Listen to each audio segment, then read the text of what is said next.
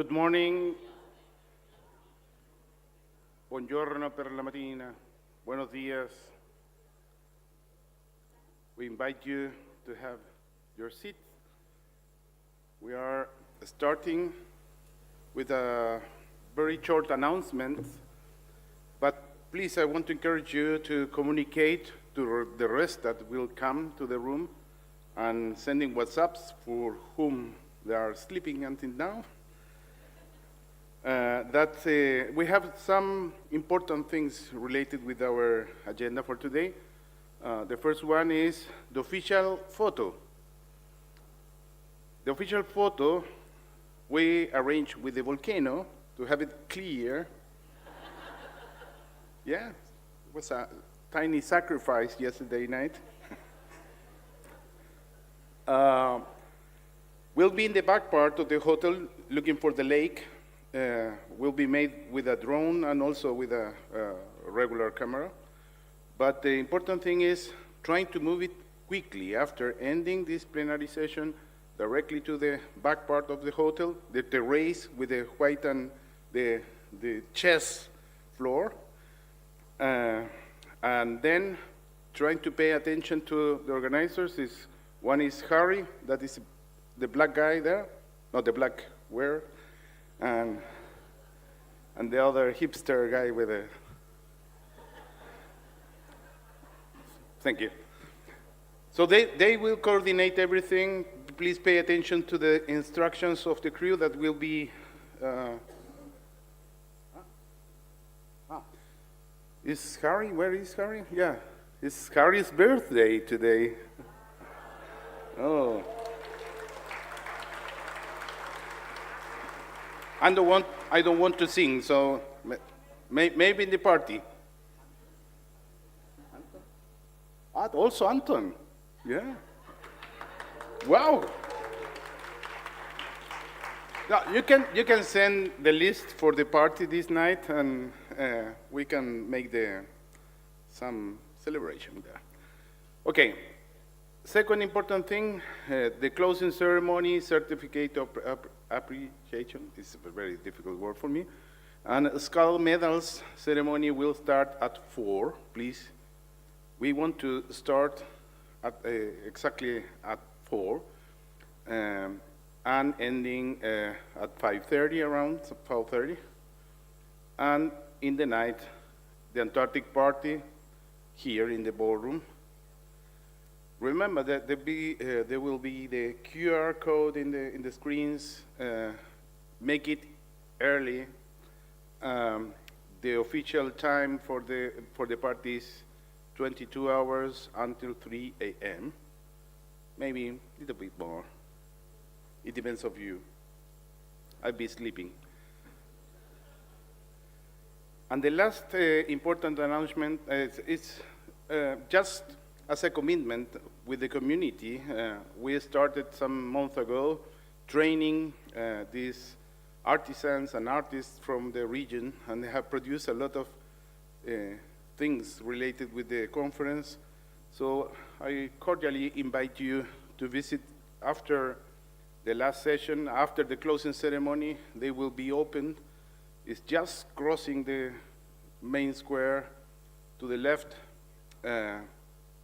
half a block to the Gimnasio Municipal. That is the place. They have live music and every day some interesting activities there, dances and other examples of the culture of Pucón. Okay, so now I have to introduce Hugh Griffith, please, and Gilda Cacao. If you can, technical support, please. Okay.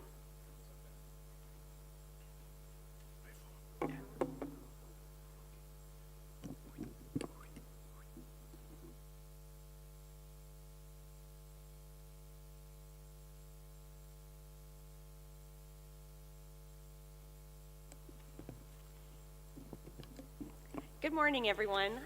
Thank you for making it this morning.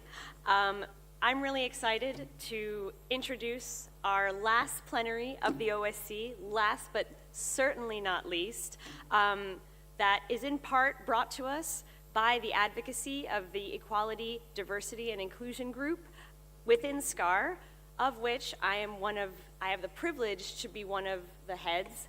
And this is a group that we're doing so much exciting work, including, for example, a code of conduct that's going to be going out to the delegates soon.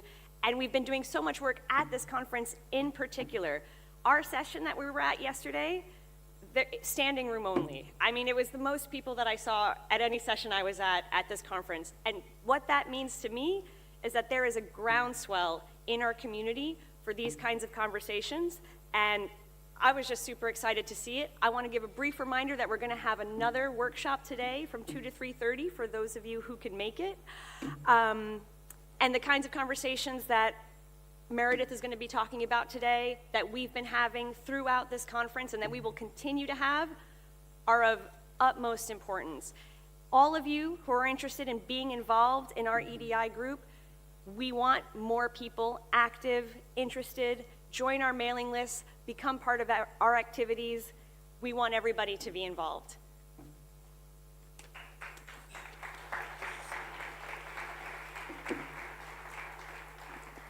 Thanks, Gilda. I'm going to introduce Dr. Meredith Nash, but before I do, I want everybody to be aware that Meredith's talk will cover some very sensitive subjects, which include sexual harassment, violence, and other issues. If these issues do affect you in any way, please take care of yourself, and even if that means leaving the session, if it's something that might trigger you in any way. So just bear that in mind, because there will be sensitive subjects covered. And before I get too doom and gloom, Meredith is a wonderful scientist, social scientist, and is currently working within industry, working within KPMG Australia as Director for Sexual Harassment and Gender Violence and leading their Respect at Work program. But many of you will have heard the name NASH associated with the NASH Review of Diversity, Inclusion and Equity in the Australian Antarctic program, which had a huge impact on our community. It instigated a national inquiry into sexual harassment in Antarctica and the most significant cultural transformation in the Australian program's history. So do not underestimate the power of Meredith Nash, is what I would say. But also, they've had an impact across industry as well. So, including the university sector, space agencies, global mining companies, the military, and all sorts of other influences. So, if you haven't had your mind changed by anyone, Meredith will be the person to do it for you. So, I'd like to welcome to the stage Dr. Meredith Nash.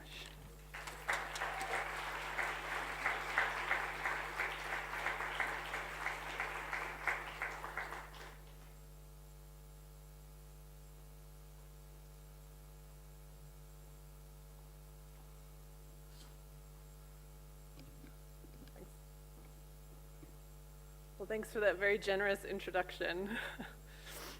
On the 27th of September, 2022, my life changed in ways that I hadn't imagined. I was having a coffee with my friend on a sunny day on the waterfront in Hobart when I received a phone call from a private number. I said hello, and the voice on the other end was Henry Below, the politics reporter from the Australian Broadcasting Corporation. Henry was ringing to tell me that Australia's Environment Minister, Tanya Plibersek, was going to make the NASH review public the next day. Did I want to make a comment? What? My review is going to be made public. No one told me.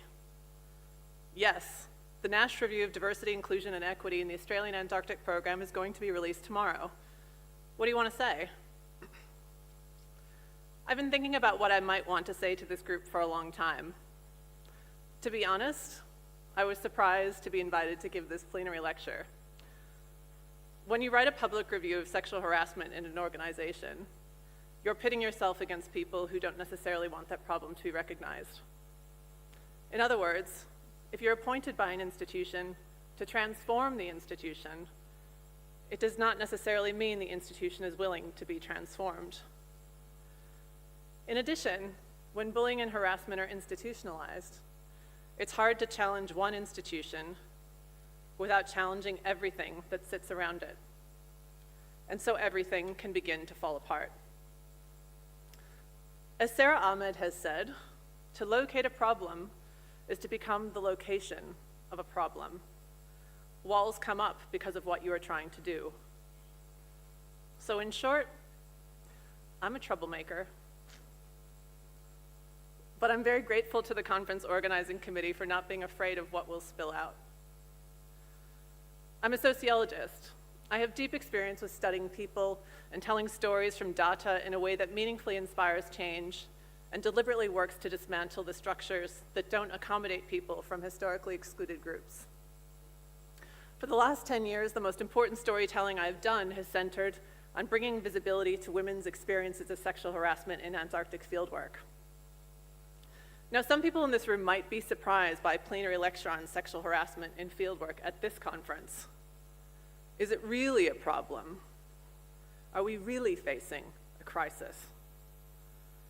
Sexual harassment is not necessarily more pervasive now than ever before. Sexual harassment has been a pervasive problem in most workplaces around the world for many decades. In my context, in Australia, 1 in 3 people report being sexually harassed at work in the last 5 years. The bulk of those people are women. Some workplace settings create more permissive environments for sexual harassment. Those that are male-dominated, hierarchical, involve high levels of contracted workers, and operate in remote environments.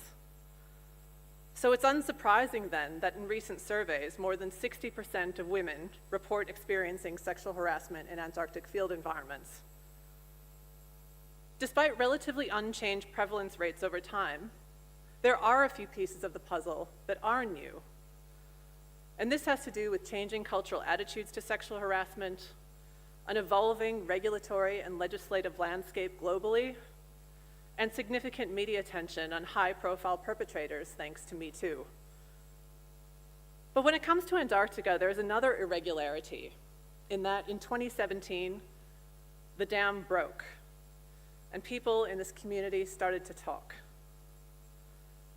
The aggregate effect of this has come at great cost to individuals saying Me Too and organizations trying to grapple with what to do.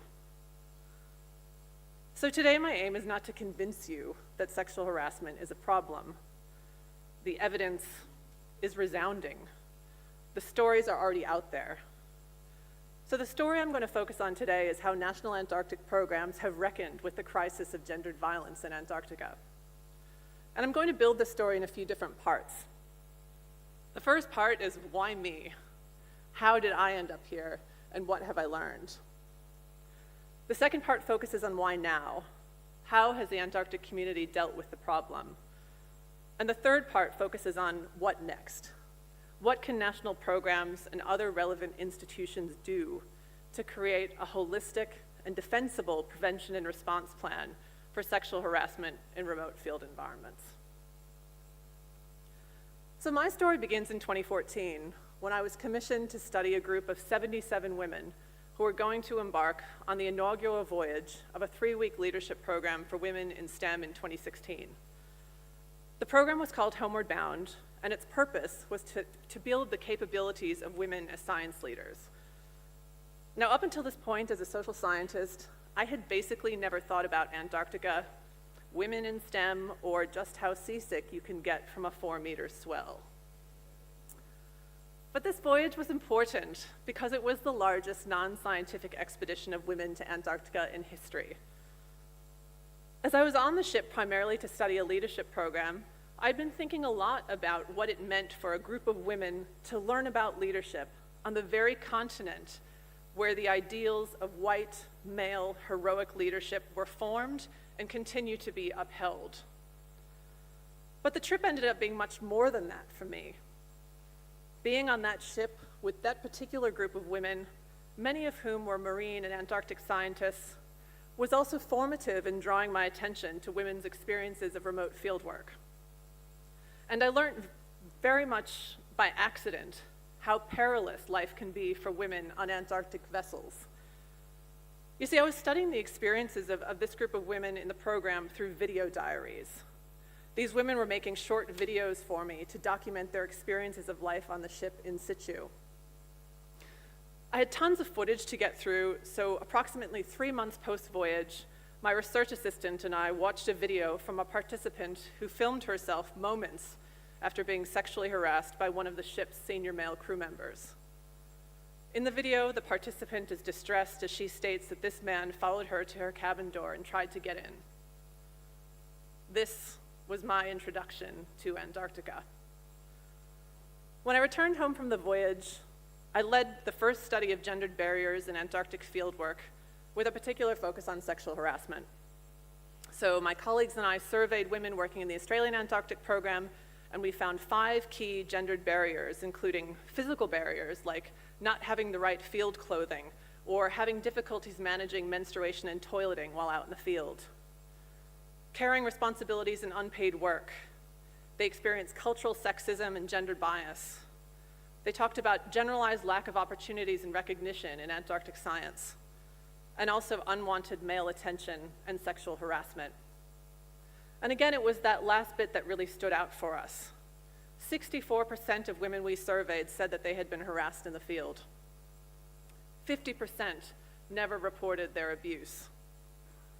But literally, while we were analyzing data from that study, Me Too was in full swing off the back of multiple stories about sexual harassment in Hollywood. And then the Antarctic science community had its own Weinstein moment.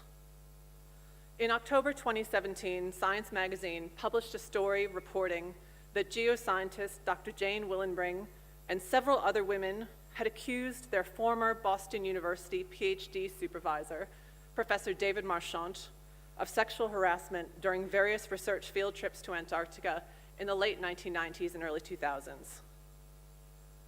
According to the women, Marchant engaged in harassing behavior, including throwing rocks at them while they tried to urinate in the field, calling them horrible names, making grotesque comments about their bodies, and attempting to block their career paths. Following an 18-month investigation in April 2019, Boston University finally terminated Marchant's employment. Not only did he lose his job, he also lost his scientific legacy.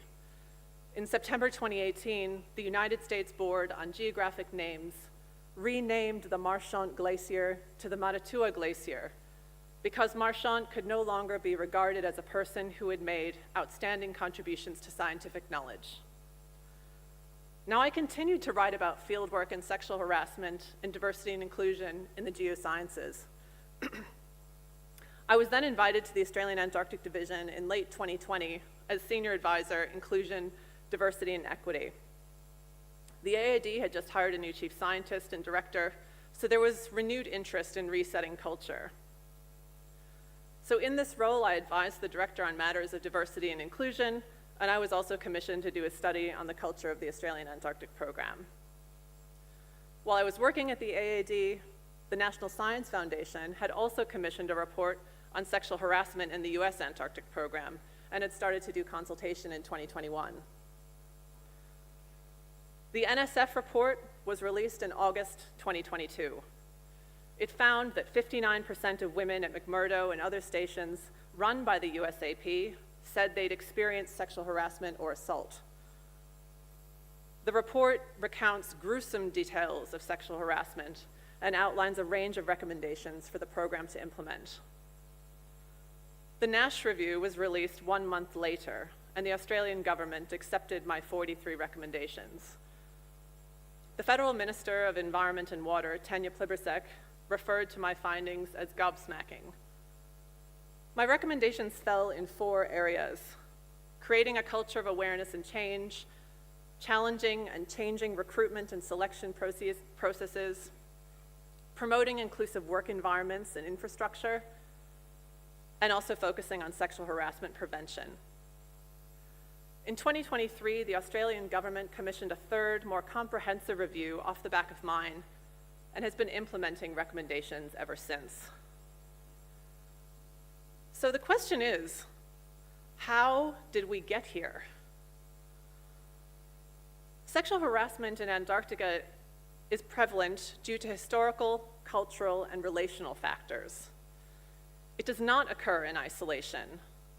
Sexual harassment sits on a continuum of harm driven by harmful gender stereotypes and sex discrimination at one end, and gendered violence, including sexual assault, at the other.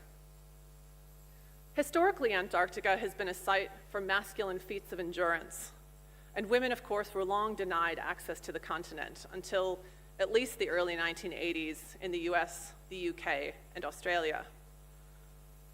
Now, although women are working in Antarctica in greater numbers now, the cultures of Antarctic science and expeditions remain dominated by men and masculinity. Making sexual harassment visible and addressing it institutionally is difficult in Antarctic fieldwork. And one reason is the hierarchical nature of relationships inside Antarctic stations, in scientific research, and in the field. So for instance, PhD students in Antarctic science heavily rely on their supervisors to provide feedback, funding, fieldwork opportunities, and mentorship throughout their candidature. The fear of losing this support often motivates them to stay silent about harassment. For example, Jane Willenbring waited until she had a tenured academic position, nearly 17 years after her last Antarctic expedition with Marchant, to report her harassment because she was no longer worried that he could ruin her career. Women also rarely report sexual harassment in the field because working in small teams in remote stations or field camps can make it difficult to report instances or to actually leave the situation. Reporting is often not seen as a viable solution when the Human Resources Office is more than 4,000 kilometers away. Antarctic workforces also comprise significant contractor populations. Contractors may have distinct codes of conduct, reporting pathways, and cultural norms that do not align with the contracting National Antarctic Program. But it's also really important to recognize that people who experience sexual harassment in Antarctica are not a homogeneous group, and they may be more vulnerable to harm based on their intersecting identities. So for instance, we know that women of color in science face the most hostile working environment of any group. The evidence also shows us that PhD students, First Nations folks, people living with disabilities, LGBTQIA+ folks, and people of color are more vulnerable to harm.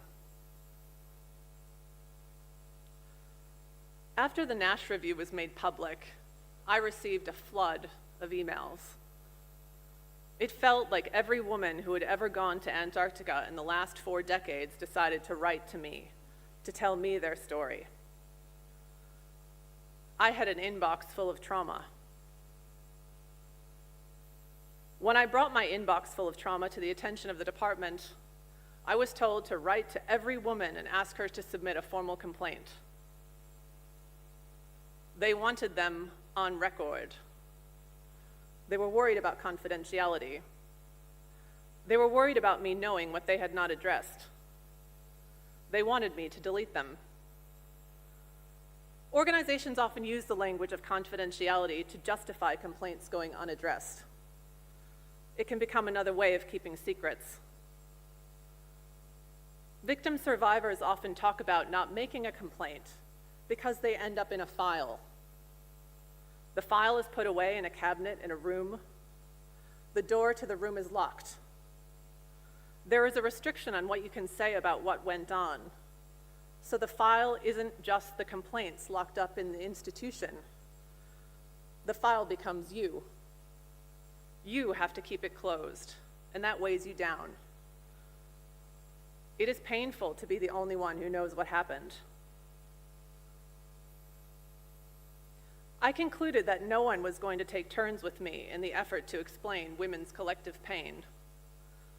Yet I'm so grateful for being the touch point for so many stories. I listened to each account with a feminist ear, and I put my ear to the doors of many institutions, listening out for what had become inaudible. I can't hide the fact that the work has come at great personal cost. I have never tapped out to plead exhaustion, depression, or rage, yet I've often overestimated the length of my fuse. But I wasn't necessarily the best person for this job.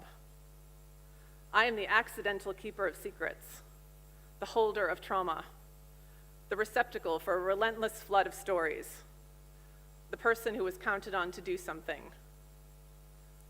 The fact that I have the emotional reserves to discuss sexual harassment in public at all implies that it's still my responsibility to do so. Quote, "It is the responsibility of the oppressed to teach the oppressors their mistakes. There is a constant drain of energy," noted Audre Lorde in 1980. But feminism is about giving these stories somewhere to go. I see you. I hear you. I still have people sending me stories via every social media channel, via email. I regularly have people stop me in the street to talk about the review, their experiences, about what they've seen in Antarctica. And not just in Hobart, where I live. I've had strangers talk to me on airplanes, at conferences, and in other countries. Added to this is the emotionally draining work of being regularly contacted by reporters. They want me to connect them to victim survivors, to make the story of sexual harassment in Antarctica real. There are 4 production companies currently trying to make a documentary about sexual harassment in Antarctica. Sometimes I wonder what would happen if I just threw my laptop into the ocean. A reckoning is a judgment. But the word reckoning has been used so often in relation to Me Too that it has almost slipped into meaninglessness. When it comes to sexual harassment, reckoning has primarily referred to perpetrators being held accountable for their actions. It has been 7 years since Jane Willenbring courageously spoke about her experiences. It took 6 years from when she filed her complaint with Boston University for the National Science Foundation to start to address the issue. The reckoning in Antarctic science has not been built on bad men losing their livelihoods, despite Marchant losing his job. 3 reviews of workplace culture in 2 highly developed national Antarctic programs have been published. A congressional investigation into the USAP is ongoing. The Australian government similarly launched an inquiry into gendered violence in Antarctica. Yet in many ways, the global media has been the primary staging ground for the reckoning of gendered violence in Antarctica. My review alone generated 500 media articles following its publication. Dozens of articles have been written since. Now, from one perspective, language is a mark of culture change. Language is praxis. It is the theory of change and practice of change wrapped into one. Giving language to hard things and hard problems gives us power. But from another perspective, the self-evident harm of sexual harassment is not self-evident at all. No automatic mechanism delivers justice the moment that awareness is raised. The reckoning is ongoing. But what I have witnessed in the global media is a trade on the labor of victim survivors. These media outlets grab eyeballs by publishing the gory details of gendered harm with little regard to what is at stake for the victim survivors themselves and constantly retelling their stories. It's a form of trauma porn that I find deeply troubling, the prurient interest in women's pain. This points to a broader problem with Me Too Antarctica, in that so many people have come forward to share their trauma. It's out there on social media platforms for the world to read. But then what happens to that pain? Often it just hangs there with no resolution. Many people think that the only way to stem the tide of gendered violence in Antarctica or elsewhere is for victim survivors to continue to tell their stories. Now, of course, survivor voices need to be at the center of any meaningful efforts at prevention and response. However, I think there is a power in not telling stories as well. The invitation to speak out is a kind of pressure. It can be hard to speak out. Not all of us can do it. And organizations are lying to you if they say that they need to understand the minute details of victim survivors' experiences in order to act. Proactive prevention and response do not rely on the re-traumatization of victim survivors. The need for countless stories in Antarctic fieldwork is a mark of just what we are up against institutionally. Just knowing that harassment has happened to one person should be enough to trigger action. If there is one case, you can reliably assume that there are dozens more. The reckoning in Antarctica that we are experiencing is a cultural moment. The visibility of the problem has made it easier for victim survivors to share their stories publicly, and this is putting pressure on organizations to address some of the core problems. However, there is no guarantee that a cultural moment will become a movement or that it will prompt a cultural shift among national programs and other relevant institutions to change. Institutions need to be willing to transform in order to transform. I left academia in 2023 to move into a corporate role as Director, Sexual Harassment and Gendered Violence and National Lead for Respect at Work at KPMG in Australia. So in this role, I provide multi-sector clients a leading practice approach to mitigating human rights risks, specifically workplace sexual harassment prevention and response. So I moved to a corporate role because I saw it as a primary opportunity to scale my expertise and impact and to harness the introduction of some of the most wide-ranging, progressive legislative changes for sexual harassment reform in Australia. Because in Australia, for example, broadly, there has been a stepping up of regulatory activity across safety, employment, and well-being, and a broadening of regulatory reach. So multiple regulators are now looking at all factors related to workplace health and safety, and particularly psychosocial risk. So what were traditionally seen as employment or human resources issues are now firmly seen as safety issues, and significant penalties applied to employers for non-compliance. So for instance, in my role, I've led numerous audits of universities to assess their design effectiveness of strategies for sexual harassment prevention and response for staff and students. I recently designed and developed the first industry guideline to managing the risk of workplace sexual harassment in the Queensland resources industry. I've served as a senior advisor to several of the world's largest mining companies on overall strategy and execution of Respect at Work compliance. This has involved leading gender risk and reporting pathways assessments on multiple operational sites in Australia and internationally, and developing recommendations to strengthen prevention and response. So what does good look like when it comes to leading practice?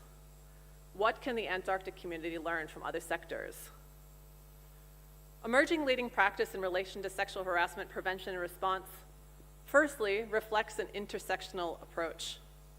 It looks at the entire employee life cycle and assumes that a person's workplace experience is impacted by the confluence of a range of identity factors like race, class, ethnicity, gender, sexuality, and ability. Leading practice also shows that you consider organizational justice as a whole. So organizations who do this well make the link between workplace sexual harassment and sex discrimination and workplace culture.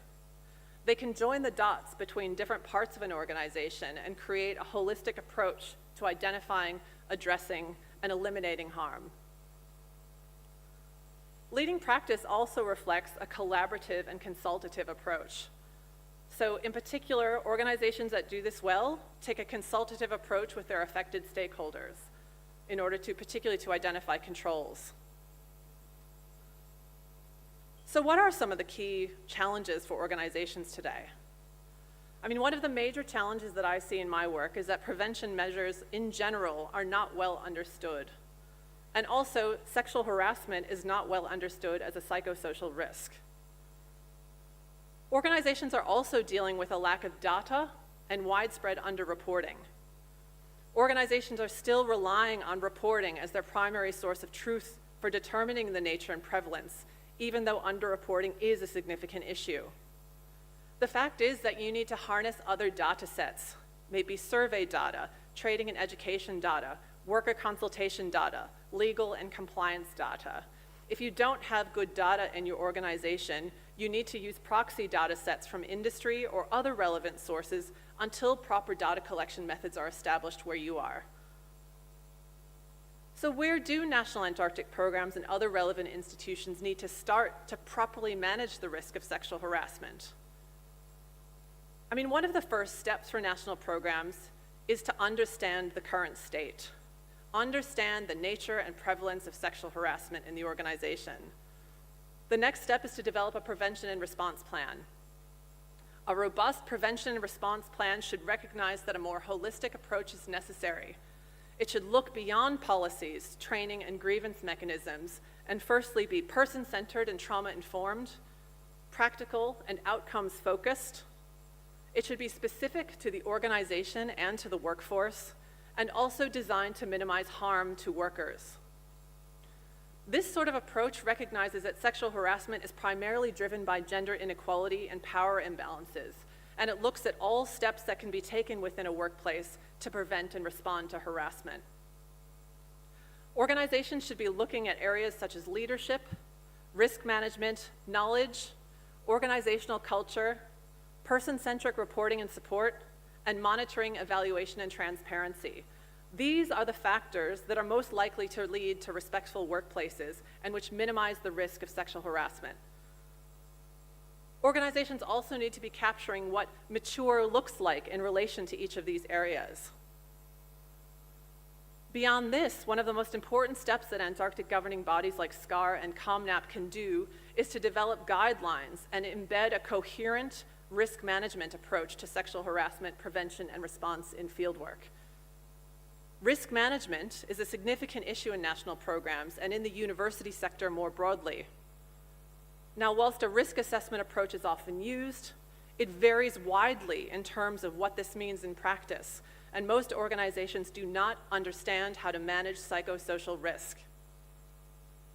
National programs and research institutions need clear guidance on managing different types of risk that they have in their organization, and they really need to uplift their control maturity. And one simple thing to do is to develop a customized psychosocial risk assessment tool for national programs. Because when it comes to controlling psychosocial risk, identification may be relatively straightforward, but the real challenge is digging deeper to understand underlying organizational, industry, or cultural systemic challenges. These causes can be attributed to any number of factors like the existing governance framework, the existing leadership structure, role clarity and accountability, resourcing and funding, workplace culture, workloads, allocation of work, job design, and uncertainties associated with certain types of work. The organizational contributors are very different and more challenging to review and consider compared to a typical physical hazard. Managing sexual harassment as a psychosocial hazard is completely different to managing the physical risk of falling into a crevasse. Managing psychosocial risk requires a deep understanding of the organization, its operations, its leadership, and its culture. It also requires emotional intelligence in relation to the causes and effects of workplace sexual harassment. The approach to managing psychosocial risk and having the right controls is dependent on the size, nature, circumstance, and available resources of the organization. In other words, you cannot use a one-size-fits-all model. At every step of the process of risk management, you need to be consulting with the workers to make sure that you actually understand the problem and that the correct controls are in place.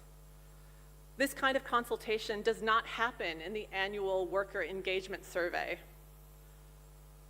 The other most important piece of the puzzle is that you have to be creative in your controls. What works for a physical hazard does not necessarily work for sexual harassment. So one important way that COMNAP, for example, can support this process of uplifting risk and control maturity is to provide centralized funding that is dedicated to embedding good practice and adherence to shared guidelines around harassment, and to develop a much more robust evidence base on nature and prevalence. In other words, give support to national programs to identify what approaches actually work for prevention and response, and then scale that for the Antarctic community. Another meaningful approach to prevention and response relies on the principles of behavioral economics. In other words, the accumulation of evidence-based nudge interventions. Because for behavioral change to actually be effective, you need to first understand the context and behavioral barriers in your organization. You need to develop solutions that actually address those behavioral barriers. And then you need to test those solutions rigorously and scale where it works. So for instance, I worked for one global mining company, and they decided to, rather than telling people what to do in their policies, which already were in place, they decided to change the physical infrastructure of their mess halls on sites. These are mining sites. Basically, they changed their shoddy mess halls into family-style restaurants in order to nudge their workers to show up differently in those spaces. And it completely changed the way that people came into those spaces. They're making it impossible for people to make bad choices. Another thing to do on those principles is to encourage social comparison between national programs. You need to incentivize transformation. And also use technology creatively. Artificial intelligence is a really important way that businesses are now changing their approach to harassment. Artificial intelligence can give you real-time information on your compliance obligations in your setting. It can provide another reporting pathway to collect data on risk hotspots, particularly on stations. AI is now being used to gather data anonymously on harassing behavior. You can gather data at the department level. No names are associated with it. Businesses use AI to identify trends, and they use it to make decisions to allocate resources depending on where risk lies. AI is also used for nudges that I was just talking about. It's used to monitor communications and to deploy notifications to people.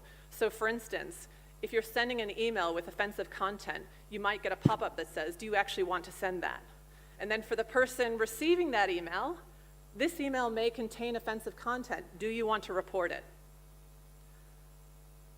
It's easy to say that risk management is the answer, or that diversity, equity, and inclusion makes for a stronger, more capable Antarctic science community, or that an intersectional lens is essential for really valuing the lived experiences of people in our organizations. This is all comforting. We say it all the time, and it's true enough. But just as true, and significantly less consoling, is the guarantee that to make real change, we must accept that some will find Antarctic science much less comfortable in the process of making it habitable for others. The fact is that some people cannot survive Antarctic science institutions. Some people do not survive them. Women and people from historically excluded groups have been doing all the work on this group project. They are buckling under the weight of responsibility. It would be easier for people in dominant groups to give up some privileges if it weren't so traumatic to lose them as well. So changing the rules of the game might begin with revising what it means to win. People in positions of privilege in Antarctic science need to think about themselves differently in making a habitable future for others. What can redistribution look like? Rebuilding the master's house with something other than the master's tools so that it can accommodate those for whom it was not intended is potentially revolutionary. Making space for others to succeed is our best and only option. To admit this is to acknowledge that the future can be better than the past. I'm conscious that many of my words have been heavy. The weight of them, the pain in them. But every time I give a talk about sexual harassment, I have a strong sense of the women who have shared stories with me. I feel you here, all of you, standing here to say them with me. To keep doing this work, to keep saying it, I need you to continue to be here with me. It's hard to convey in words just how much that feeling matters. It is a life-affirming task to rebuild institutions that are not built or dependent on the diminishment of others. Although this work can be shattering and sharp, the reckoning continues, and that means there's still something for us to fight for. Sarah Ahmed talks about the power of finding people who get it, who have been there, your comrades. Find your people, the other troublemakers. We can't lose sight of how much we come to know by combining our forces and our energies. To refuse what has come to be is to fight to be. Doing this work has left me with a stronger sense of the point of the fight. We are not alone. There is hope here. We are louder when we are heard together. Thanks.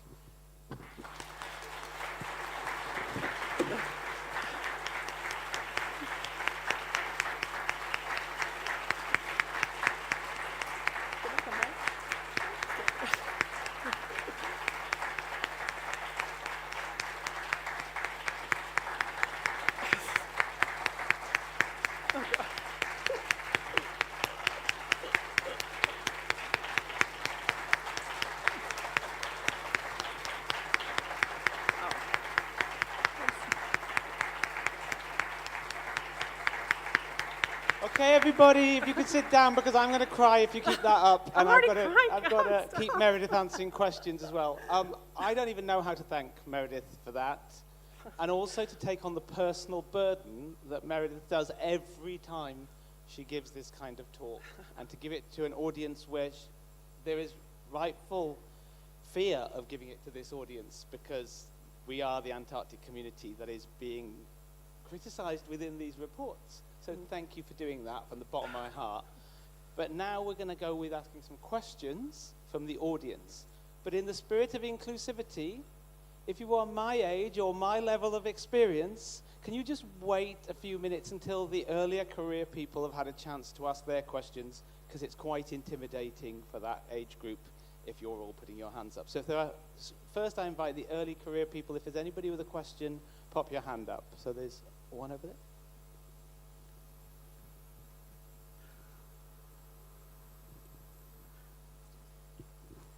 Hi, thank you so much, and thank you for your work in this area. My question is about the particular power structures and vulnerability of graduate students, and what I believe is a driving factor in this area, that solutions do not necessarily target the position that graduate students find themselves in. So do you have any ideas about that and what we can do to help grad students in these situations? Yeah, thanks. Thanks for your question. I mean, I addressed that piece of my talk. I think it's a really important part of understanding fieldwork, particularly for early career researchers, PhD students who are vulnerable to harm and have a career pathway that's reliant on generally more senior people facilitating experience, more fieldwork, funding, all of those things. I mean, I guess, you know, it's not up to PhD students to have to manage their vulnerability on their own. It's up to organizations, again, to proactively create prevention and response plans that acknowledge that vulnerability. So for instance, you know, one of the pieces of work that I did with the Australian National University was creating a whole range of fieldwork prevention and response plans for students who are working in the field in a whole range of endeavors, not just in Antarctica, but that making sure that we know, you know, students know how to, for example, access reporting pathways, that there are safe people to talk to, that you have the right field equipment, that you know, you have the right training, that the culture of the organization supports their success. I think there are cultural systemic issues that need to be addressed before that sort of vulnerability changes. And I mean, I think it's widely acknowledged that amongst many programs and universities that it's a huge challenge, and not enough students feel safe talking about their experiences openly. So thank you. Thank you. Could we ask anyone who wants to ask a question, could you stand up in the spirit of equity for Gilda and I, who are very short? It would help if we could see you. Hello, thank you very much. That was amazing, and it's really hard not to be emotional in this space, I think. So if I tremble in my voice, that's it. I think it's really difficult, potentially, when we understand that we're also part of the problem, and I do say we, as a non-binary person in this space, you know, I'm part of laughing at jokes probably that I shouldn't be laughing at, that are the lowest level of the problem that we're talking about. So do you have examples of how you've seen people who maybe acknowledge that they're part of the problem and are in a position where there's potential hypocrisy, you know, involved in them moving forward and actually doing the right thing, kind of like actually take on that journey and feel empowered in that? Yeah, thanks for that comment. I think it's really important to state that that everybody makes mistakes, that we're all human, and that we don't necessarily get it right the first time. And I suppose what I've found really compelling in some of the work that I've been doing, particularly with big corporations, is that, you know, when it comes to sexual harassment, often, you know, employers will have a zero tolerance policy. If you do the wrong thing, you're booted out, you lose your job. And, you know, particularly in male-dominated workforces, particularly older workforces, this is really new stuff to people. Like, I think organizations often make the assumption that everybody understands how identity politics are changing, or that what are the right things to say, what's incorrect to say, when often we don't give people enough leeway to learn.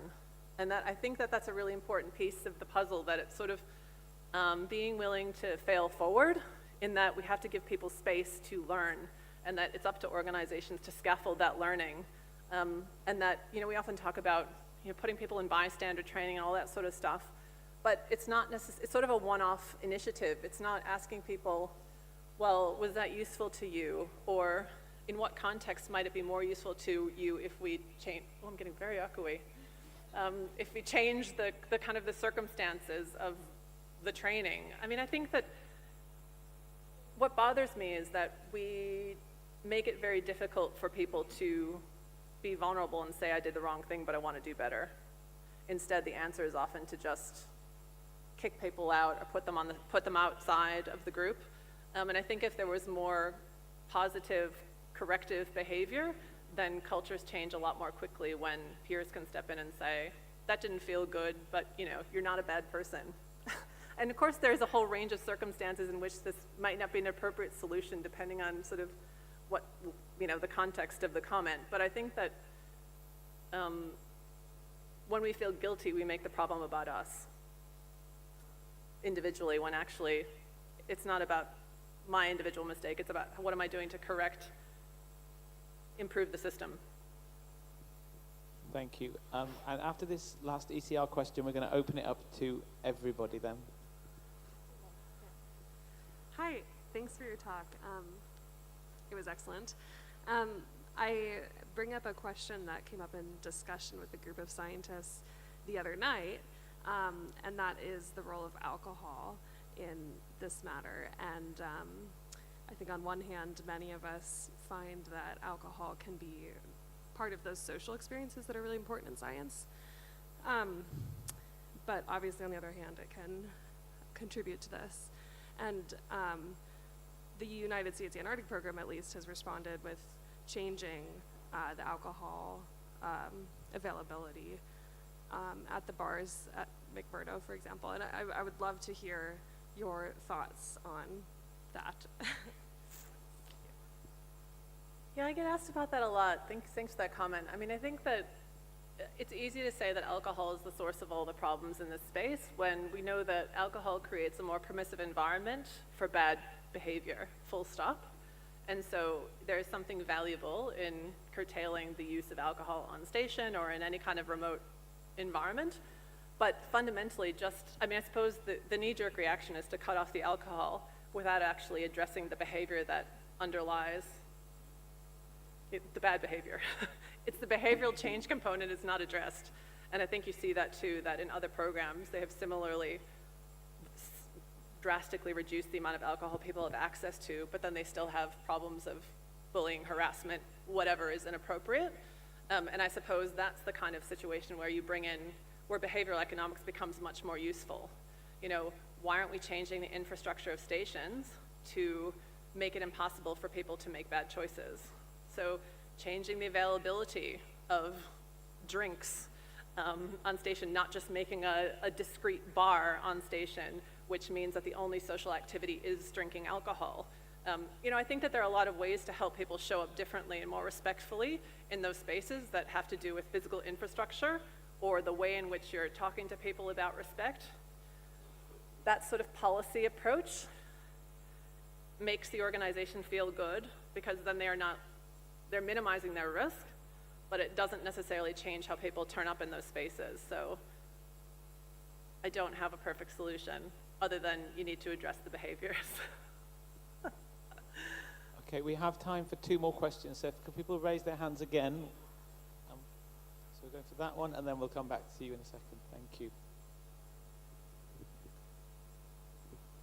Hi, I am Angelica Casanova, and we were yesterday with a very interesting meeting for Chilean women, and I want to ask you, how can we organize a protocol which involves all the programs, the national programs, like a protocol, an international protocol, because we have protocol for environment protections in Antarctica, but we don't have a protocol for women and minorities protections, or for all protection. I mean, it's independent if I am scientist, logistic, And I think this problem is a big problem, and I, as woman, cannot be here inviting to go to Antarctica to do science for young women if this is not,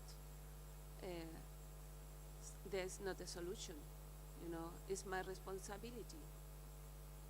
How can we get this protocol, this program level protocol with a SCAR that we cannot do that anyway? Yeah, thank you. I mean, I agree. Yeah, so the question was about, why don't we have appropriate protocols, international agreements around preventing harm. That's how I was, it's a very quick summary. I agree. I think that, Antarctic governing bodies have made lots of progress on lots of other topics. So one is puzzled as to why it's become so difficult to now create guidelines or internationally agreed upon protocols around managing psychosocial risk, prevention of sexual harassment, bullying, sex discrimination, all those other sorts of topics that we've been talking about this morning. And I suppose, it does come down to willingness to transform. That, there's a groundswell of momentum, I think, in Antarctic communities broadly, and that I think that there's a lot of work yet to be done around not just creating policies, but actually creating agreements around how people will behave, how people will work together, how non-compliance will be addressed. And I suppose those are big steps, those are risky steps, but it takes an expansive mindset and sort of courage to do something new. And if it doesn't work, well, failing publicly is not something that national programs or anybody wants to do, but I guess in any kind of diversity and inclusion work, in transformation, failure on some level is inevitable, and it's okay. You learn from your failures. You don't get it right every time, but the fact is that you have to put your foot forward and try. There's so much to learn from other organizations, from other sectors, from other industries about what works, and it takes courageous leaders to step forward and say, I'm going to try this.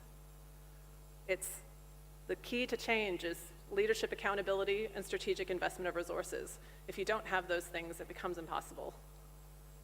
So I feel like this is the challenge to put to Antarctic governing bodies about how they will change. Okay, we just have one last question, then we'll let you escape, Meredith, I promise. Thank you very much, Meredith. That was a great lead into my question, which is, do you see any national programs right now that you think are really leading the way in making change or exploring ways to change that other nations could use as models?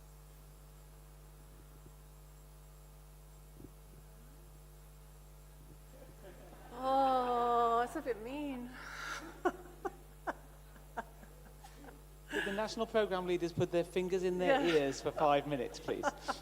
Look, what's important to address is that although we, you know, we talk about the reviews as this kind of set of reviews that have become public in recent years as a negative thing. That's actually the first step. And, you know, you have to release the toxic bile in order for change to happen.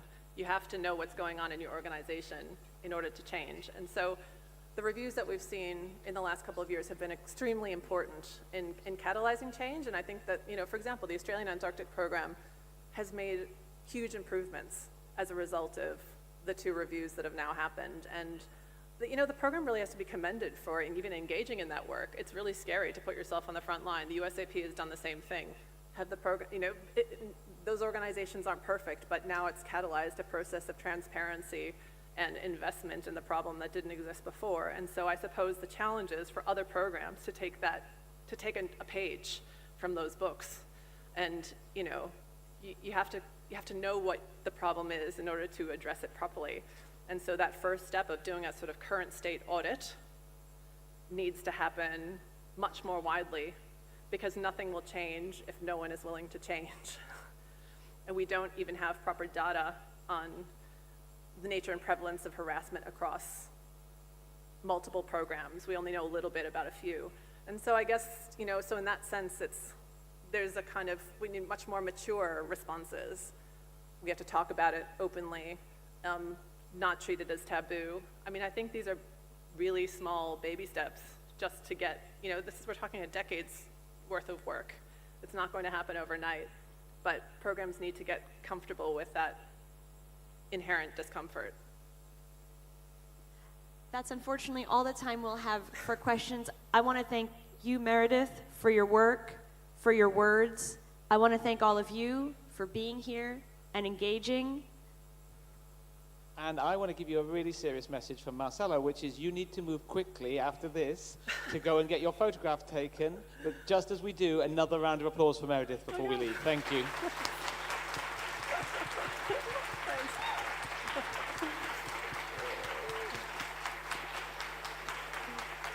Okay, off you go, out onto the terrace. Marcelo's looking at me. You need to get moving. Thank you.